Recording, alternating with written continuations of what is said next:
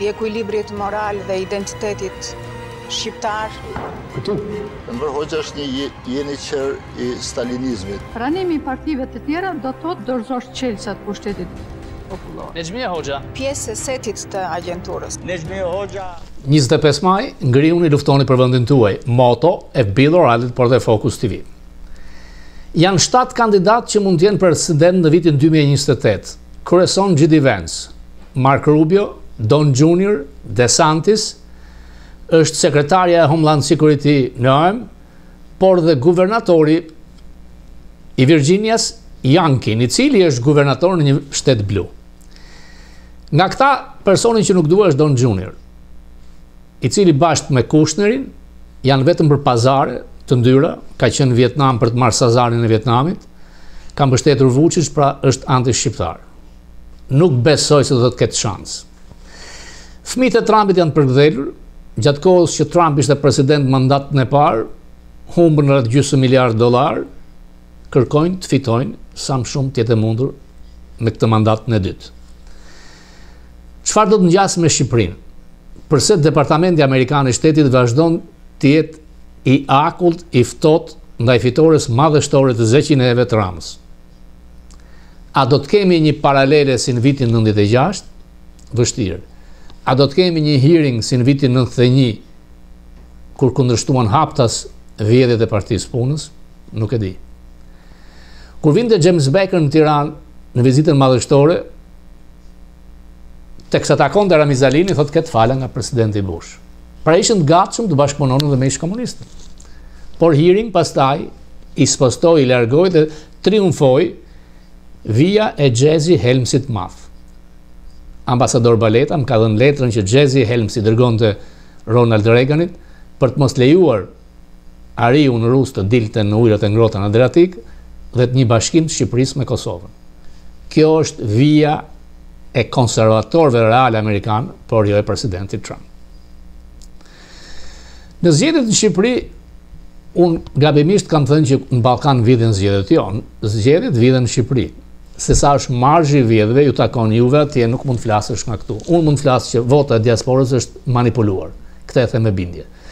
Janë me qindra me mira vetë që kanë marrë telefonata nga Shqipëria për të vërtetuar 10 vota këtu që të mbajt vendi punës.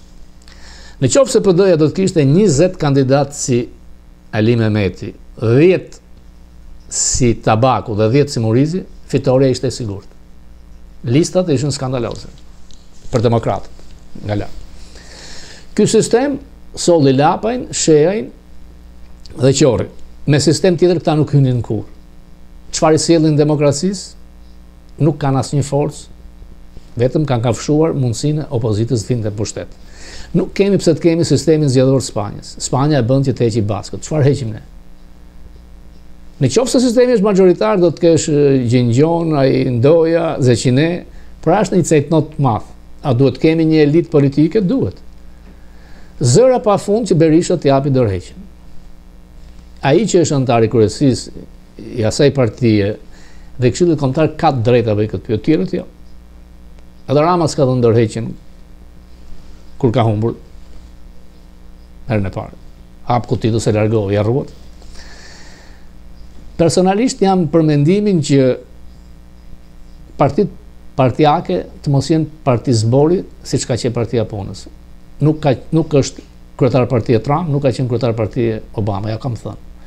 Sa më shumë të zbutet roli kryetarëve të partisë, aq më mirë është për demokracinë. Sistemi zgjedhor duhet të jetë, mendimi im, në 91 ka qenë më mirë 100 direkt, 40 korrektuar. Si do të largohet krimi? E keni në dorë me ligj. Listat e partisë nuk duhet lejohen njerëz që janë të lidhur me krimin. Pra, nëse do ketë demokraci brenda partive, do të vazhdon. Amerika këtu është një turbulencë. Turbulencën asnjë qenie njerëzore nuk e pëlqen. Media është fisnore. E djatha thotë një mrekulli e madhe që ka ardhur Zeusi në tokë. Trump, krau djath pra, Fox News e majta që nazist, fashist, idiot, më e përçarë se kur s'ka qenë. Ligji i fundit që kalojnë në Kongres, dhe kalojnë në Senat, me korrektime ka krijuar shumë politikë. E majta e sulmon. Po flitet për atë që quhet Medicaid, siguracioni shëndetësor për të varfërt. Janë $600 miliardë në vit që jepen nga qeveria federale, dhe shtetet japin pjesën tjetër për të mbuluar 77 milion, të cilët kualifikohen si të varfër në Amerikë. Shumë. Ndërkohë janë 850 miliard për atë që quhet Medicare, pra dikush që del në pension ka siguracion shtetëror. Thuaj se falës, pagon pak. Pra 1.5 trilion dollar në vit. Nuk ka asnjë checking për a përdor drog, a ke në shtetësi, a je aftë punosh, pra gjithë futën në pishin launi. Dhe këtu ndryshon republikanët, konservatorë, por Trumpi është kundër republikanëve konservatorë. E urren e përbuz Europën. Ai thotë që tha që ideja e krijimit të BE-s ishte pikërisht për të përfituar ekonomikisht dhe financiarisht nga ne. Ka drejt. S'ka pse të jetë ky suficit 200 miliard dollar në Europë. Pra shteti social gjerman, francez, ajo mirëqenie është krijuar në kurrizat amerikanëve. Por ka pasur amerikanët vetë nuk kanë dashur që Europa të armatoset, ka qenë azjenar, ju keni bërë luftë me njëri tjetrin gjithmonë, nuk e lëm, do t'ju mbrojmë ne, ombrella jonë ushtarake. Tani europianët thonë do të shpenzojmë për 10 vjet 800 miliard dollar. Europa kërkon luftë, Trumpi jo. Trumpi thotë do të ketë 50% tarifë ndaj BE-s. Kjo mënyrë qasje sjellje on and off është e dëmshme. Wall Streeti kundër ti, New York Post kundër ti, janë media djatha, ultra djatha të kontrolluara nga Murdoch. Trump mërzitet, boring, tarifa. Në buxhet ka një suficit 270 miliard dollar, pra taksat që vinë nga si taksë e shtuar. Kërkon me drejt që fabrikat kthehen këtu, por nuk kryhet për njëherë. Kush do të jetë presidenti i ardhshëm? Në qoftë se republikanët duan që platforma e tyre të ketë fuqi, duhet të kenë një kandidat. Kandidati i parë është J.D. Vance, m'pëlqen. Personi që ka thënë Aziz Trump, nuk e ka përvojën, po ka një liri të madhe për deklarata, sulmon Europën, sulmon gjithëkënd, me dy kuptime me. I dyti është Rubio, më serioz. I treti është Don Junior, nuk e dua, pro-slav, anti-shqiptar, mediocre. Katra është Homeland Security, Noem, femër, nuk besoj. Junkin, guvernatori i Virginias, por pa haruar DeSantis. Nuk është në top. Një nga këta do të bënë dhe mundur që të vazhdonte platforma e magës e zotit Trump. Me Junkin, ai është më tepër tek Bush e McCain. A do të jepet kjo mundësi? Maga do të shikoj cilin do të mbështes zoti Trump.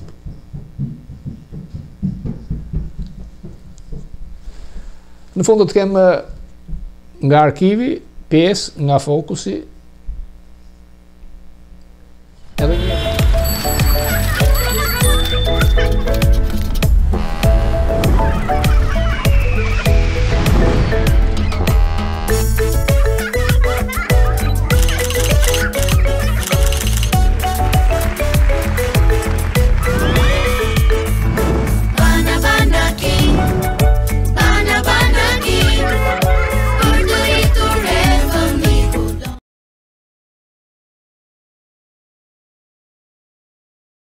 për kombin tuaj, moto e Bill O'Reilly, por dhe fokus.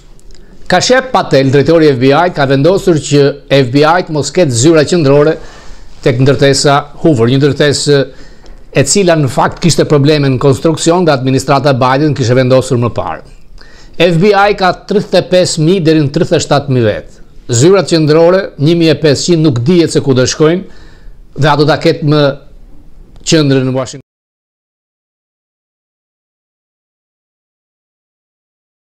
Të mbrojtës kanë kërkuar 1 muaj deri në 7 muaj burg.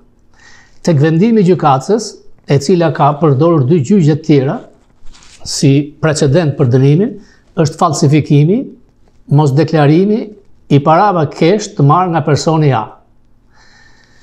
Dhe niveli i ndëshkrimit shkoi në maksimum në nivelin 17. Përmendet zyrtari i huaj, i cili është Rama, në vendimin e gjykatës, dhe gjykatja shkoi më tepër edhe se vetë prokurorët e qeverisë, të cilët kërkuan që ndëshkimi të ishte 6 në shkallën 6, pra jo 16 që shkoi 17, dhe të dënojë me disa muaj burg. Gjithsej McGonigal dënohet me 60 e gjysmë, është shumë pak, në qoftë se do të kishim gjyq. Në qoftë se do të kishte gjyq dhe ishin 8 akuzat mëdha, maksimumi shkonte në 80 vite burg. Por prokurorët, duke pasur frikë se nuk mund të bindin të gjithë antarë të jurisë dhe mund të humbisnin gjyq, pranuan marrëveshjen ku ai pranoi vetëm një akuzë, një në New York dhe një në Washington. Por kjo nuk e jep fund sagës McGonigal. Kongresi vazhdon të hetojë, jo vetëm për rastin me Shqipërinë, rastin me Rusinë, por duke parë një periudhë 15 vjeçare të tij, si përgjues shefi i përgjimeve në New York dhe në Washington, dhe lidhjet e hershme që ka pasur me KGB-n.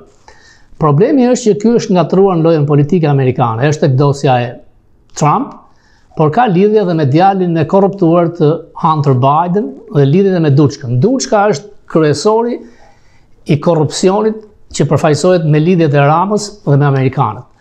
Fakti është që, siç përmendet dhe në vendim, personi A ka bërë të mundur që kryeministri Rama takojë një zyrtar të huaj, Ramën, dhe t'i japi puset e naftës, përfitimi ka qenë $25 milion. Tani që të thuash që $225,000 cash të dhëna nga Neza janë loan, pra UHA, kjo është skandaloze. Sepse po bëhet një gjyq tjetër këtu në Amerikë.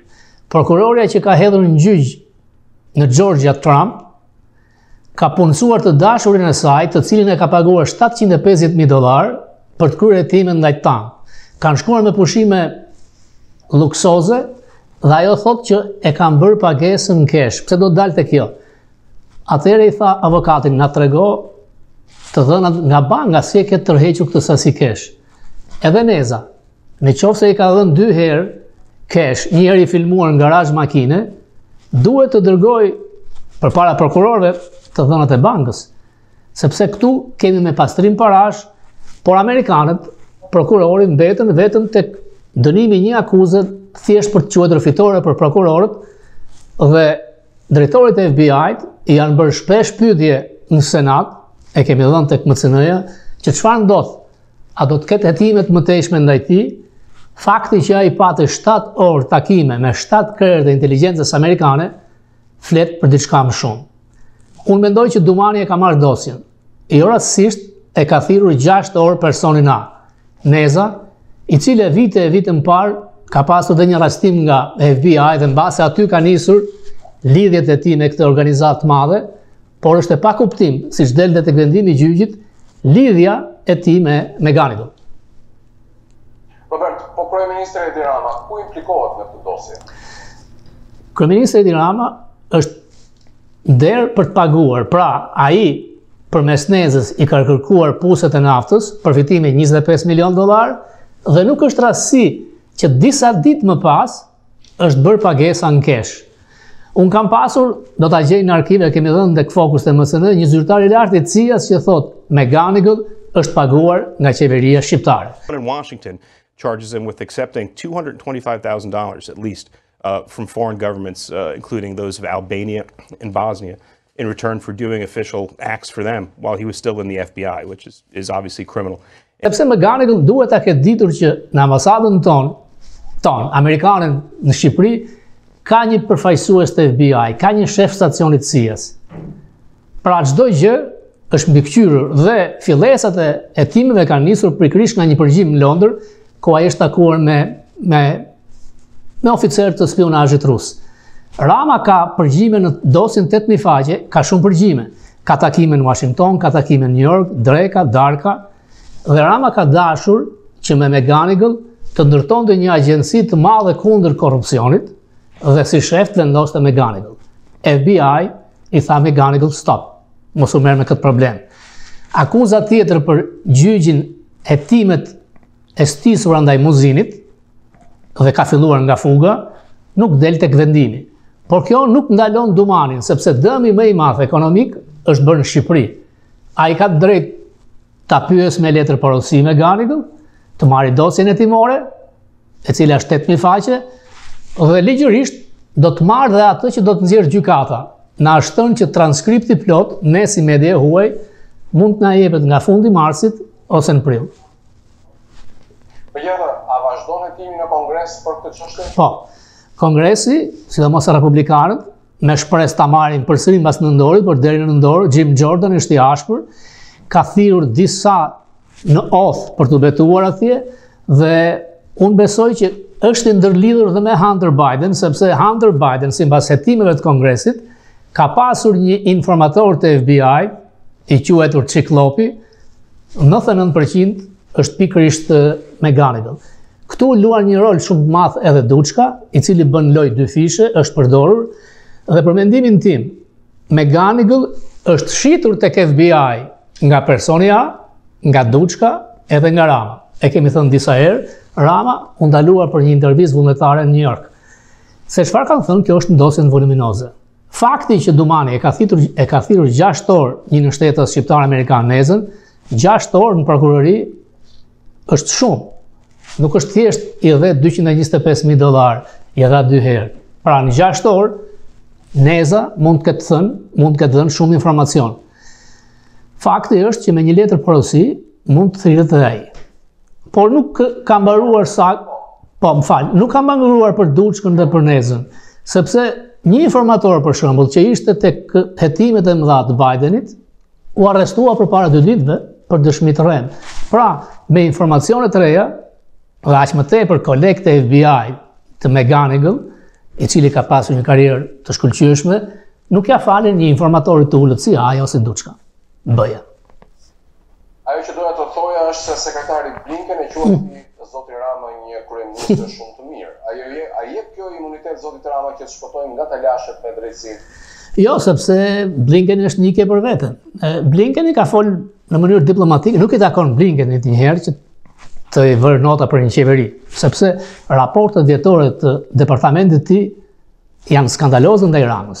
Por i gjetur në një mjedis të tillë për të falenderuar për pritjen që në fakt e takon popullit shqiptar.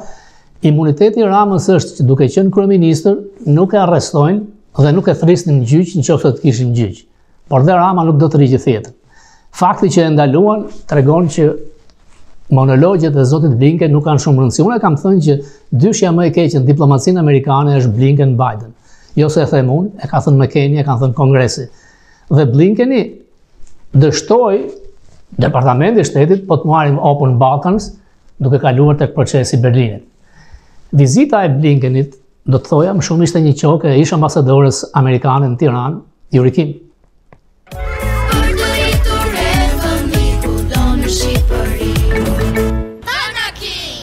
Kudo në Shqipëri.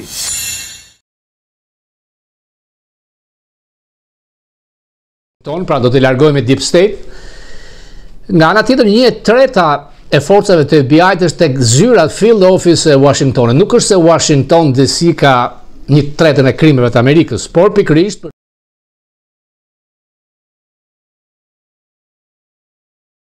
ka një problem me Jared Kushner dhe Dick Drinell të përfshirë biznese në Serbi në Shqipëri. A është kjo normale? Sepse ata kishin informacione kur ishin në Shtëpinë e Bardhë, tani merren në pazar. About the economical deals when they were in White House. Well, I think a lot of shumë situata dalin kur përvoja e dikujt në qeveri i shkon për shtat biznesit kur ikin prej qeverisë. Nuk mendoj se në përgjithësi është një gabim me këtë. Nëse je ekzekutivi një kompanie të mbrojtjes dhe shkon të punosh për Pentagonin, pastaj kthehesh përsëri te kompania e mbrojtjes, duhet të jesh shumë i kujdesshëm për konfliktin e interesave. Careful about conflicts of interest, and they're very strict ethical rules that people have to follow. Ka rregulla etike shumë strikte që duhen ndjekur nga ata. Problemi këtu, ku thoni ju, është se çfarë kanë bërë kur ikën nga qeveria për pazaret në Serbi, Kosovë dhe Gjermani. And the prospect that people dealing with them now see that prospect and that can affect the terms of the transaction. So, dhe njerëzit i shikojnë këto pazare me një të ardhme dhe dyshojnë. Si për ironi, kjo do të detyrojë ata të tërhiqen nga ato pazare që më bëjnë Serbi, Kosovë dhe Gjermani. Është një hapësirë e rrezikshme dhe shumë e vështirë për njerëzit që ta kuptojnë. Nuk ka shumë rëndësi se çfarë kanë bërë përpara. por çfarë ndikimi nëse Trump do të rizgjidhet? Future State Secretary if Trump's përgjuar baset huajt, politikanët, aty ku ishte dhe i korruptuar i madh McGonigal. Bob Mueller ka qenë një emër i madh i FBI-t, por në fund pati një hetim për ndërhyrjen ruse me presidentin Trump, u shpenzuan rreth $40 milion, kishte 100 hetues, në nxori asgjë. Në deponimet e tij në komisionin në Kongres, ai tha që nuk e kam iden për dosjen Steeler. Në fakt ai gënjeu sepse Steeler ishte i kontraktuar nga FBI. Pastaj Jamie Comey, i cili gënjeu. Ai vajti në takim me Trump, tha nuk kemi hetime ndaj jush president. Në fakt ata ishin duke hetuar presidentin dhe ai regjistroi çdo gjë dhe nxori atë leaks te New York Times. Ndërkohë kur u paraqit në Kongres 245 herë, tha nuk mbaj mend, nuk e di, nuk kam informacion. He thinks is favorable to Russia. How about Kosovo? Diçka për Kosovën. Donald Trump Jr. ishte në Beograd, takoi Vučić. A është një mesazh që këta janë pro-serbis? Ata nuk mendojnë me terma politike. Trump nuk mendon, as familja e tij nuk mendon. Ata mendojnë për pazare investimesh. And the Trump organization, Jared Kushner, have been talking to Belgrade about Organizata e Trumpit përmes Kushnerit ka folur prekosh me Beogradin për investime atje, hotele, kazino, thuaj ti çfarë duash. Unë mendoj se nëse dikush në Kosovë do daftonte në një mundësi për bërë një kazino atje, ai do të shkonte. Është thjesht interes për dollar, asgjë më tepër. Pra nuk dha asnjë informacion. Pasuesit i Mugabe gënjeu 4 herë, 3 herë ishte me oth në bebetim. Ardha e Wright, emëruar nga Christopher Wray, emëruar nga Trump. Edhe Erdogan, edhe gjak do derë. Ramiz Alia. Hipokrit e servil. Plak e agenturës. S'punja më keqe në politikë. Memesheu ishte një terrorist. Enver Hoxha. Antikombëtar. Neve s'bëm çuditëra, jo marksista. Bazament i ekuilibrit moral dhe identitetit shqiptar. Këtu. Enver Hoxha është një jeniçer i stalinizmit. Përgjoj katolikët nacionalist, përgjoj bordet e prindërve, bordet e shkollave të prindërve, skandaloze, nuk u mor me krimin e Black Lives Matter, me shkatrimet e tyre, u tall me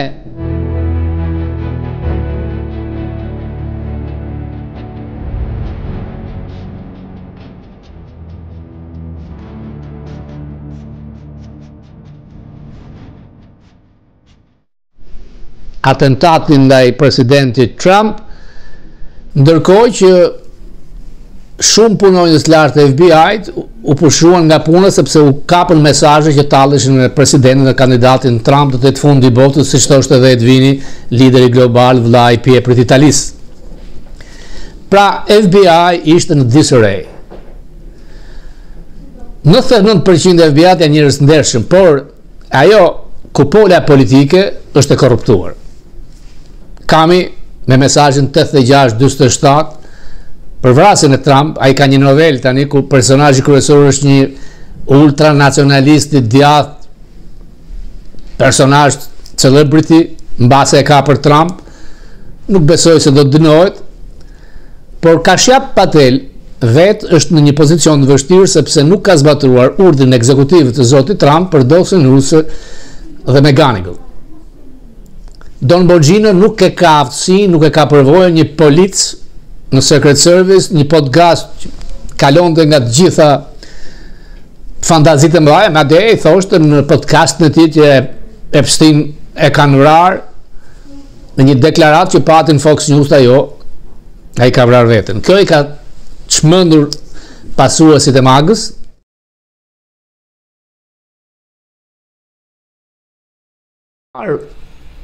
Turneun e tij të suksesshëm në vendet arabe arrim në një konkluzion që Trump është Jacksonian në politikën e jashtme. Pra Jacksonian jo më mirë me miqt, por jo më keq me armiqt. ai duket se është merkantilist, tregtar. Pra, qëllimi kryesor i politikës së tij jashtme është përfitimi miliona dollar. Nuk përmend drejtat e njeriut, nuk përmend kushtet e autoritarëve, diktatorëve të Arabisë Saudite, por kjo nuk do të thotë se nuk mbështet demokracinë, të drejtën e njeriut, të drejtat e njerëzve, por nuk i thotë.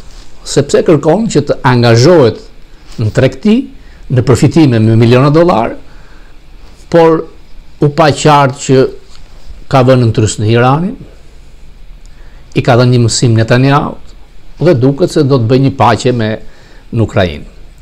Ajo që nuk më pëlqen dhe që nuk duhet ngjas, presidenti amerikan ka sulmuar neokonservatorët. Trump nuk është konservator. Trump është populist, por kontrollon Partinë Republikane. Kreu i neokonservatorëve mbahet presidenti Bush i ri. Dhe tha që Trump, ne nuk do të jemi më në kom ndërtues, ndërhyrës të traditat sociale të vendeve të ndryshme, ne do të shikojmë vetëm marrëdhënie tregtare, përfitime miliona, miliarda dollar. Ka një farë drejte, sepse në kohën e neokonservatorëve, ata kërkuan të ndryshonin hartën e zonës, duke ndërtuar governments, qeveri dhe duke rrëzuar qeveri tjera.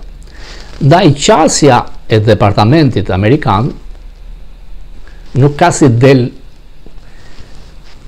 nga kjo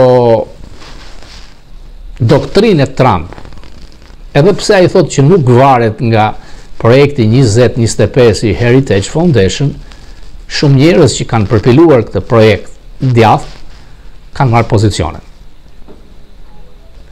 Në Ukrainë duket se do të jetë paqe, edhe pse e majta, e sulmon, e përbuz, e ofendon. Ai me zgjuarsi ka propozuar dhe them se do të shkoj atje, se 2 orë biseda ka pasur marrëveshje të mëdha. Pazare, po t'i themi në gjuhën e huazuar nga turqishtë, që mësë shqip, marrëveshje.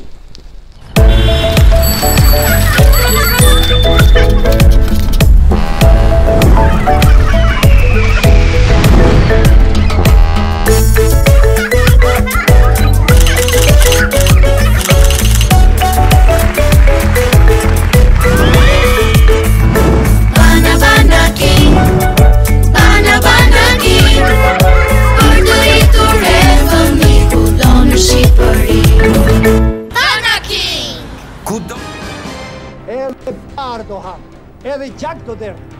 Ramiz Alia. Hipokrit e servil. Plak e agenturës. S'punja më keqe në politikë. Memesheu ishte një terrorist. Enver Hoxha. Antikomtar. Neve s'bëjmë çuditëra, jemi marksista. Bazament. Departamentit Amerikan të Shtetit, shpresojmë të kemi një hearing me figura të reja. Janë shumë demokratë që mbështeten departament, si më parë, por dhe tani. Nuk besoj se do të blehet heshtja përmes Kushnerit, mediokër, Don Junior dhe Dick Rinell. Ata nuk e kanë uruar. Ky 83 karrike është njësoj si 96. Realiteti është ndryshe. Ardhja e përfaqësuesit të Departamentit të Drejtësisë duke ngritur problemin e karteleve ka 2 mesazhe. Një që Shqipëria me drejt quhet narkoshtet nga mediat djathtë amerikane, e dyta e ulet me ministrin e Ramës duke sikur një qeverin. Nuk takoj nga opozita. A duhet? Pra mesazhet janë të shumta. Megjithatë, Shqipëria dhe shqiptarët meritojnë më mirë. Sistemi i ri zgjedhor, zgjedhje të reja. Mos luani me diasporën. Me këtë sistem e zarafa u votën votat këtu, jo atje. Në qoftë se doni që diasporat votoj, bëuni serios. Le të ketë diaspora kandidat të vet. Në New York, në Boston, kudo, në Gjermaninë, jo Zeqinet and Company. Koha ka kaluar, 30 vjet janë shumë. Nuk dua të bëj nihilistin. Megjithatë, çdo gjë vendoset nga shqiptarët.